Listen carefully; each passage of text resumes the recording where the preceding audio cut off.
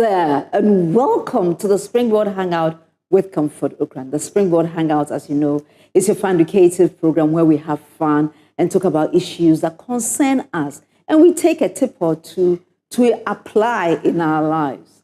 My name is Comfort Ocran. Today on the Hangout, which is brought to you by the Springboard Roadshow Foundation in partnership with the Ghana Grows Program. What do we do on the Ghana Grows Program? Basically, we're looking at the extended value chain for agribusiness and ATVET, showcasing to young people the opportunities that exist there, and then encouraging you to take a try. Today on the Hangout, we're working with a brand strategist, an IT system consultant, and we're looking at someone who has worked in a plethora of industries. We're going to look at branding and how it affects you. So, without much ado, we're going for a quick break. I beg, make you call that your friend who said she's about to start a business or he's about to start a business, and let him or her come and listen to this. Maybe a young professional also. You're wondering, how do I grow in my marketplace? This is the one show that I say you must listen. So don't go anywhere. We're going for a quick break. When we return, we have Richmond Asare, who will show us all the little secrets and tech tips that we can use to grow and build a sustainable and lasting brand. We'll be right back. Don't go anywhere. This is the moment you've been waiting for. 2 years ago, the Enterprise Spotlight was conceived by the Enterprise Group as a commemorative challenge to thank the nation and the world at large for 100 years of the group. After 2 years of brainstorming, refining, addition, subtraction, and perfecting, we rolled out the Enterprise Spotlight Challenge. 3, 2, 1, flip it. Nice. I'm sure they would understand. As I was coming on as a judge, I was interested in finding out what drove them to start those businesses. The question is, people want nutrition, but they are being served with carbonation. And this is where Del Soy comes in with a solution to provide us all with preservatives-free and additives-free soy-based products that contains no additives. I applied it not for myself, but I wanted to stretch a helping hand to others like myself. You can't intimidate. He cannot intimidate you. I applied for the Enterprise Spotlight, as the name depicts, Spotlight, for them to put the spotlight on our business. I'm so proud of you. Thank Well you, done, well done, well done. This is for the low-class low-class people. one. They think it's Azuma blows. Azuma blows. With perfume. Wait. Enterprise, your advantage. Hi, and welcome back to the Springboard Hangout with Comfort Ocran. Today is all about branding, and yes, chillax is going to happen live and colored. I have in the studios with me Richmond Asare, a fantastic young brand person who has such tips. But I sometimes when I saw his profile, I was like, Richmond, welcome. Thank you very much. Thank you. How did you build such a rich portfolio? So I would say I started very early. Okay. My philosophy was 4 years in school, 4 years experience. Right. So I started doing my internships, volunteering, applying for jobs. I wanted to start early so that by the time I'm done, I have my experiences, so I'm not trying to figure things out. So I work in with real people, local, international brands. That's how I started.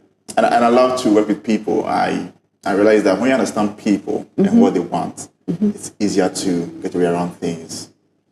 That's good business. That's good for business. So what do you remember most? What was outstanding about your first opportunity? How did you approach it? I think I was on Best. I saw it on LinkedIn, and a man reached out to me from China. He's a Ghanaian, but he's a lecturer in China. He wants to do a website, wants to redesign his logo, he wants other things. I didn't really have experience then, but I was like, let me take it. You know what he told me? He thanks God that he found me. So I was wondering, why did he say so? Is it because there are a lot of people who can do websites, they can do brand logos and all of that, but I think the fact that I was treating him well, he could trust me. He believes that even if he sends me money here, I could execute. So trust was one. That's what I did for him. And I did that with him for like 3 years. And we are still in touch because I felt like aside me delivering what he wants, the human factor was part. How I treated him, the execution time, I was available. I wasn't trying to play around. And I think that's one thing I love about my first opportunity. I love that. Yeah. So that is what sets you on this trajectory. But let me find out from your own, as Richmond, what attracts you about branding? And I mean, mainly, since today we are focusing on branding. Yeah. So I think for a very long time, I realized that the market, the perception about branding, a lot of content about branding. People talk about branding and the idea, okay, I want to start a business. Let me get a logo, do some nice social media flyers, you're posting, then you believe that's a brand. But in its entirety, a brand is basically your reputation, the perception people have about you, your product, your services. For example, if I say, okay, when you call me, Richmond Asare, I need a logo or I need you to do this for me. Okay, sure, when do you need it? I need it in 2 weeks' time. In 2 weeks, I should be able to deliver. If I don't deliver, that makes me have a bad brand because I said something and I'm able to achieve that. So brand is basically the things you're able to do consistently over time that becomes your image. So if you're not intentional about what you're putting out there, what you're saying, are you delivering on your message? You say, oh, you give your business a nice tagline. We deliver on time every day. Those huge taglines that we put out there, but you don't really live it up to it. That is a bad brand. It's very difficult, actually, to build a brand, but it's very easy for you to destroy it. Right. One bad customer. I see a lot of people come on social media, oh, I went to this salon, they were treating me very bad. You realize the business is over. It's gone. So you have to be very intentional about your customer service, how you treat your workers, how you treat the people who come in. Because if you don't treat your workers right, they're unable to uphold your company culture. That's good customer service, good timelines, how you keep your things around, how you treat them, and all of that. Who wants to work with you? But if you're not able to achieve that, that means that in the long run, you are destroying your brand over time, and that becomes your reputation, which is very hard to build back. So I believe later on in this conversation, we'll look at how we can rebuild a brand that has gone awry. Yeah. But you've talked about customer service. You've talked about the reputation you have in the market. One of the things that always comes to my mind when I think about brand is what Bezos said when he said that is the perception people have about you when you, Richmond or Comfort, you are not in the room. So you're watching us today. Let me find out, you yourself as a professional or somebody coming up, what reputation do people have or do you think people have about you when you are not there? What do they say about you? Think about it. So Richmond, coming back. So it's about what we deliver consistently. Exactly. But I'm a young business. In fact, I'm now starting. Okay. I don't even have a customer. How do I go about starting to build a good reputation? What are the basic building blocks? Let me use my example. Right. So I mentioned I start with volunteering because when you're starting, people will not trust you to give the best work. Right. Because you don't have any portfolio or reputation to want to defend yourself with. That's fine. What you need to do is one, okay, I have this skill. Maybe I can just do basic graphic design aside a soap business. Okay, let me reduce my price or let me just do it for free for now. Okay, hello sir, I can do this for you. I have this skill, I can help you. Just build your portfolio. Don't expect anything. Just give good character, good behavior, and deliver it. Good character, good behavior, Deliver. Deliver. When you do that, one, you're building your portfolio. You've worked for the printing press in your area. You've worked for the woman who sells skincare in your area. You've been a nice brand, customer service administration. Oh, I can help you with this. You're doing that. Whilst you're doing that, you're building your portfolio, you're building your CV and all of that. You got to a point, I wanted to stop a job when I was in school at the beach. I used to take pictures, content creation, all of that. It was very stressful because I've combined class with church at the same time. What do I come? I don't even have a personal life. So I called my brother. He told me, you need all the experience you can get at this stage of your life. Don't feel bad that it's very stressful. Just stay in there, hang on in there, and at some point, become valuable. Because people want to see evidence before they can trust you. I can't just take 50,000 Ghana cedis and give it to you. Why? What can you do for me? I can't see your work. You need to build something. People have to trust you. And the best brands are those who consider, okay, I've done this over time. I have delivered. These are the brands I've worked with. These are the people I've worked with. So for now, focus on doing it for free. If that's what it takes, move to 400 cities, 500 cities. When people see your value, they don't even ask for price. They understand your value for their coming. They're willing to pay for that. They know what. Recently, I was on a walk. Right. This is just. Recently, I was on a walk on Legon campus, and then this handsome young man approaches me and tells me that, he would like to. His brother is staying on campus, and he needs money to pay for his accommodation. So can I give him something? And I asked him, what do you do? And he said, he's got some IT experience. And I said, so why don't you rather, instead of begging, why don't you say, can I provide a service for you? And therefore, based on this service, you choose how much you want to pay me. Exactly. But I asked him the question, what's the difference between you and the person standing by the roadside and begging? He looked at me. Is it possible that in such a case, where the person needs the fund, the person is interested in the money, the person is not interested in learning, the person is not interested in finding out what service he or she can render for you in exchange for any expected payout or even nothing at all. But as you said, you're building a brand for yourself. Is it possible? How can young people understand that that is the way to go? You said your own is the same. Yeah. That's how you started, and you build your reputation from there. What school were you in then? Ghana Telecom, GCTU. That's how I know. Oh, okay. I see. So from there, we start with the technology. How does technology enable us to build a good brand? Okay. I think we're in a space where it's not so hard to learn. It's not like those times that you have to pay and go to some schools, 5 years, 6 years. Now, in the next 2 hours, I can just soak myself into YouTube, use Claude AI, use ChatGPT, use Gemini to learn and to do something. And information is so much that you cannot miss out.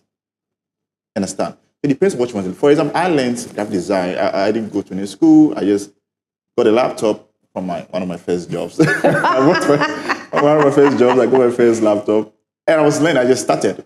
It got bad. So what my brother does is that he give me a job. The work is not nice. He encouraged me. Keep it up. It's not bad. Like that. So there's so much information. If you want to learn a skill, look at a problem. Okay, with what I have, I think I can do a website. Okay, what do I need to learn a website? Okay, let me use WordPress. How can I get information? Go on YouTube, learn, start doing something. And it's easier. You can even do things on board. I have graphic design friends. What they do is that they pick their big brands in the market to be their portfolio. So they do a design for them, they do videos for them, and they just tag them just to build their portfolio. I was able to do this for this brand. Even though they've not paid for it yet, but it's something that you have on you. And I feel like it's not enough to use words, okay, I can do this. No, it's not convincing enough. I want to see your work. That's why social media is there now. Show what you can do. Currently, before you come, a friend came to me and he wants to build his personal brand. I said, okay, what do you want to be known for in 10 years' time? When we mention your name, what should come to the mind of people? It's like, that's a good question. He didn't really think about it. He just wanted to build a brand because he believes that, okay, everybody's trying to do that. No. In the long run, what do you want to be known for? How should we identify you? What kind of skills should be attached to you? What should be your hobbies? What should be the human character that comes with you? Then when he did that, it took him like 3 days. Then he came out, okay, I'm willing to do this now. I said, good. And he's very good content creator. He does good videos. Like, are you posting it? He said, no. Why are you not showing your work?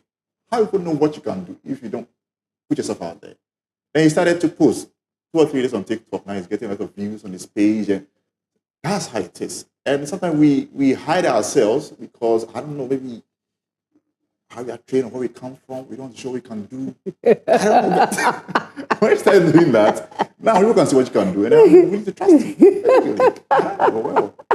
I like that. Yeah. So then he comes for the externality. Right. But you say go back and look at what you actually would count for. Yeah. What the value that you would give on the marketplace would be for. And today we've been privileged to be joined in the studio by Richmond Asare, a fantastic IT brand executioner who is able to understand what you stand for and is able to help you build a consistent and sustainable brand for either yourself or for your organization. Richmond, one of the things that we do here at the Springboard Road Show is to run a mentoring program. And we realize that part of those mentorship programs, we have different focal areas, and you can opt to be in any. One place where we had this beautiful story was this young man who had realized that there is a challenge in the market in his area in Cape Coast, where they didn't produce juices out of the raw product, so it was spoiling on the market on the farms. So he said, why don't I try creating juice out of it? He did create the juice, but unfortunately he didn't understand the role branding played in making his product visible, and also one that people would ask for. So in this case, such a young business person comes to you. How do you help the person to create a sustainable, a visible first, and then sustainable brand? So with getting back to the young man, I think with the story, he found a problem. Yes. That he's trying to solve. Yes. So when there's a problem, there's a solution. Your solution is the value you're bringing to the market, because we're willing to pay you for it. Yeah. It was a good one. Yeah. After finding the solution to the problem, what do you have to do? Okay, how do I package my solution in a way that people can value it, can respect it, be willing to pay for it? So that comes down to packaging. How do you want to package your product? If it's service too, how do you package your service in a way that people are willing to trust that, okay, you're willing to deliver over time? And that's when packaging comes into play. Because packaging also builds perception. For example, I give an example some time ago that I went to cocoa joints, and because I wasn't drinking cocoa in the rubber and I was using the disposable cup with some straw inside, people believe that that's some high class, but it's still cocoa. It's just that the packaging has changed. The packaging had changed. Exactly. And I was willing to pay like 30 cedis for that cocoa. Once I could get cocoa at Nimagata, like 3 cedis or 4 cedis. In the container. Exactly. So packaging changes those who you are selling with, your target audience, how they perceive your product. They will not be now they won't come and argue with you because they understand that packaging communicates in a way. So that's when your logo now plays a role, color plays a role, the kind of emotions you're trying to invoke with your product, the feel. You can see that people now, you got to a point that people are now using products as brand affiliations. Right. So when you have this product, people want to affiliate themselves with you. And as a brand, that's what you should be doing. You got to a point and realize that people are holding a lot of Stanley cars because the big dogs are holding it and all of that, something like that. So a product, it's not just a product. It's also evoke an emotion. When you think about your product, what's the feeling that comes with it? If when you go and buy a product in a supermarket, you feel like, one, excellence. You feel like you're part of some group of people. So in preparation of your packaging, your product, look at whom you're targeting. What kind of food you want them to feel? What kind of class you want to move with them in? Go buy 3 because it puts them into some subset of some people. Community, yeah. So basically, you should first look at who your market is. And who you are trying to sell to, so that when you are communicating, that's where brand communication comes in. Because whatever you are communicating to them, it should align with their feelings, what they want and how they want it. And that's also one thing. Also studying the people you are selling to. Have they changed? What has changed? Where do they meet? How do they meet? What do they like? What makes them want to wake up, get up from bed? That helps your communication. I saw currently one brand was using the tagline. When I said the tagline, it looks like an educational tagline, but it relates. Okay, now they're teaching me to use their product twice a day, which means that I know what you're talking about. So you understand that the intention of brand communication and how you're doing it works a lot. So don't just want to do because of it's traditional want to do it. No, it's good to be intentional about your communication, how you put yourself out there. Your customer, you put that. Okay, what's the response? What am I getting? Is it positive? Is it negative? If it's negative, let's change. Let's try again. I think that'll be good. So that young man, I think, was very smart with it. He found a problem, solution. The packaging wasn't good. I have to change the packaging. Yeah. Okay, that means that even his target market will change because. So he started from Cape Coast, and once he did that rebranding, now all of a sudden he was supplying across, in Accra, the restaurants and so on and so forth because of the packaging that he was now using. It's a beautiful story. That's how it is. So if you have a product or it's something you're working with, look at the future. Okay, who am I trying to sell with? If I take that product to a woman in the office, will she take it? No, it doesn't look good. So just learn your market and package it very well.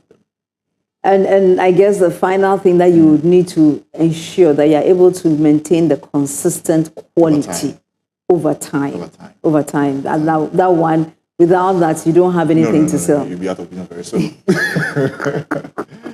Because then the perception you are leaving in the people's minds is horrible. And one thing about marketing is when people recommend you, it's the highest form of marketing. Yeah. Referrals. Yeah. So if your product is good, they'll refer you. If it's bad, the same people will spread the word for you.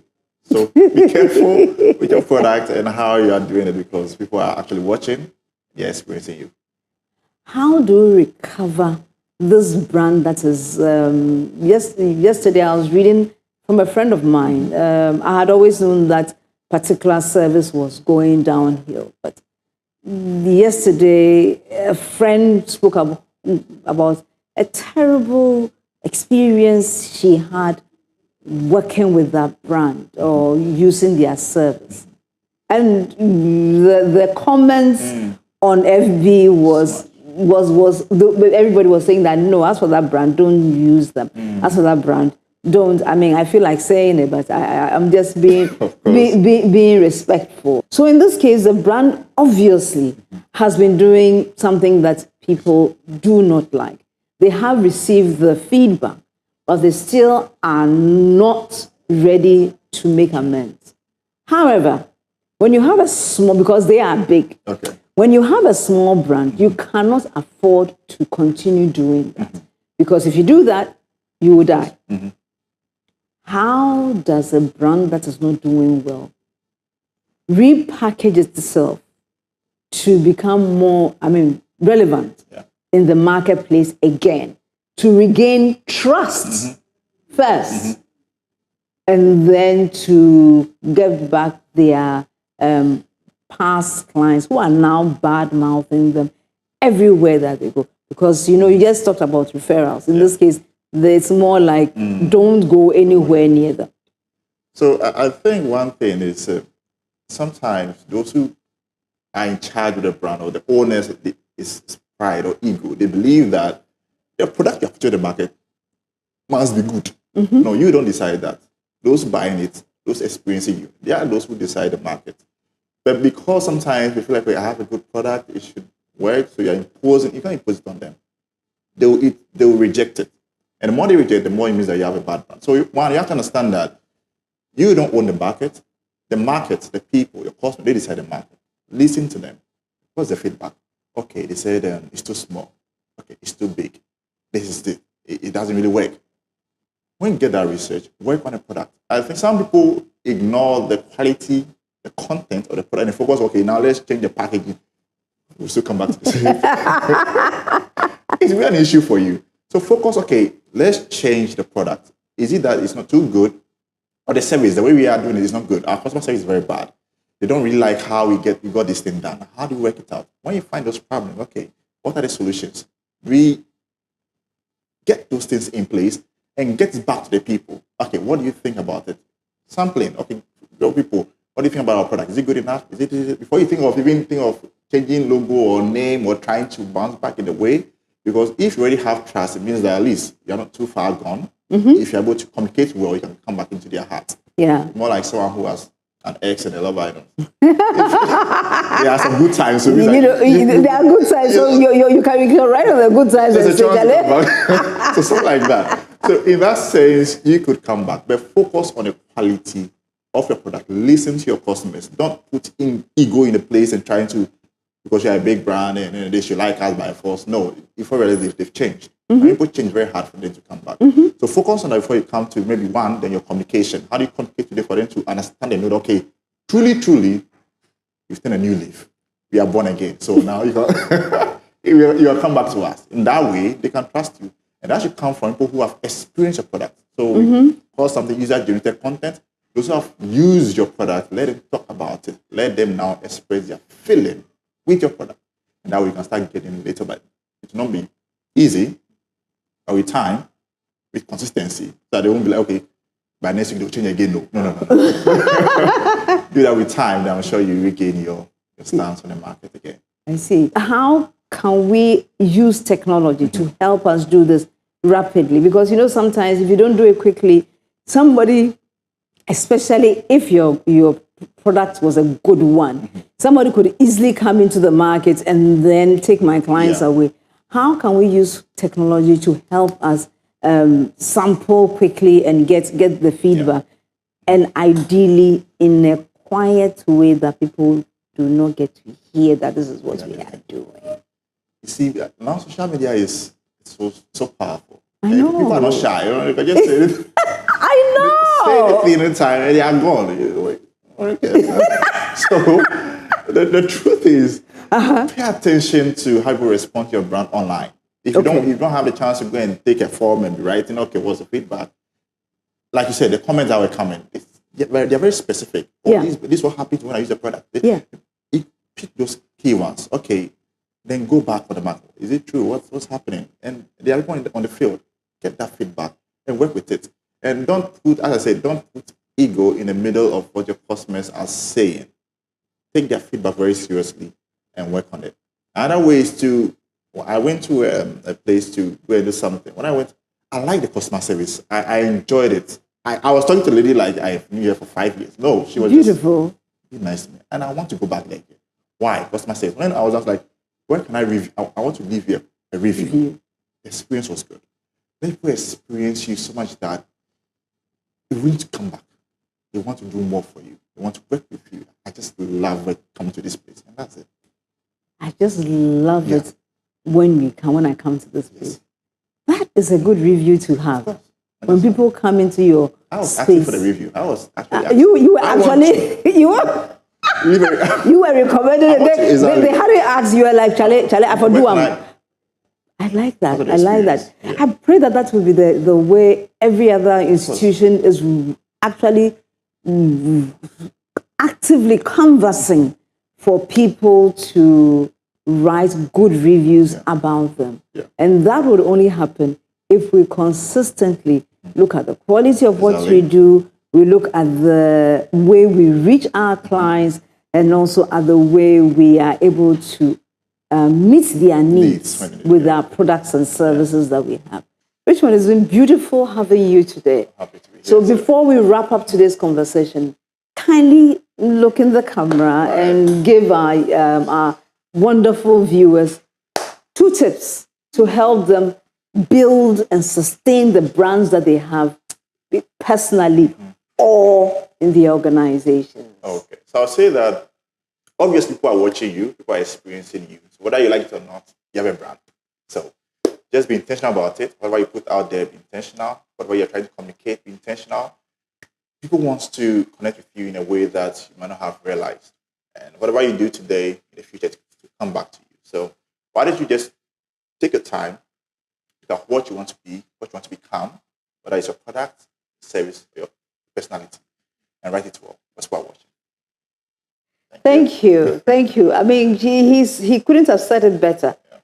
Because people do want to have good products and services to patronize. So what do you have and how are you showcasing yourself in the market? You do have a brand, whether it's a good brand or bad brand. Good brand, you attract more customers. Bad brand, people stay away from you. So on today's message from Richmond, I want to say, hey, what are you doing? Ensure that you are able to consistently give your clients good service. Whether it's you that we are experiencing when you go to the market, to the workspace, let people want to interact with you because maybe you are approachable, you are affable. People are encouraged when you talk to them, and let that be part of the brand that you are building. Don't go there, frown your face, and say they don't like me.